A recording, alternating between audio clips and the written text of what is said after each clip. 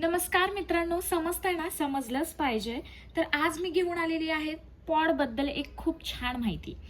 तर तुम्ही पण जर तुमच्या ऑर्गनायझेशनमध्ये क्युबरनेटिस वापरत असाल आणि जेव्हा तुम्ही पॉड हे बघत असाल तेव्हा तुम्हाला हे पॉड हे वेगवेगळ्या स्टेजेसमध्ये जसं pending, creation, running, succeed, Anong अशा स्टेजमध्ये दिसत असतील.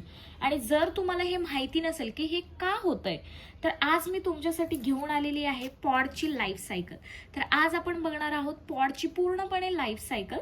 तर जर तुम्ही टीकोड 1120 फॉलो केलं नसेल तर आजच फॉलो करून घ्या. आणि पॉड म्हणजे काय?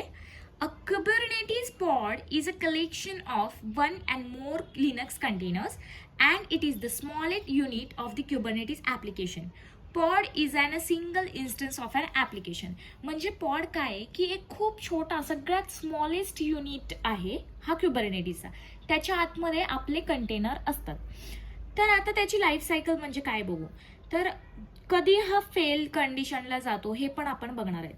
तर इथे काय पेंडिंग स्टेटमध्ये कधी असतो, जेव्हा जर तुम्ही पॉड बघितले आणि तुम्हाला असं दिसेल की पेंडिंग स्टेटमध्ये आहे, तेव्हा काय करत असतो, kube scheduler is looking for appropriate node to create defined pods.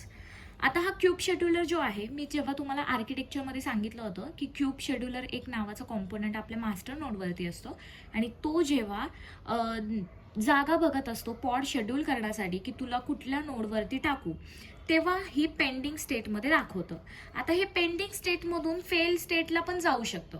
तर कधी जाऊ शकतं, जेव्हा त्याला इश्यू विथ रिसोर्सेस, आता जर त्याला कुठलाही नोड किंवा जागा भेटली नाही तर हा कुठं जाऊ शकतो, फेल अशा स्टेजला जाऊ शकतो, पेंडिंगमधून डायरेक्ट फेलमध्ये. त्यानंतर येते क्रिएशन.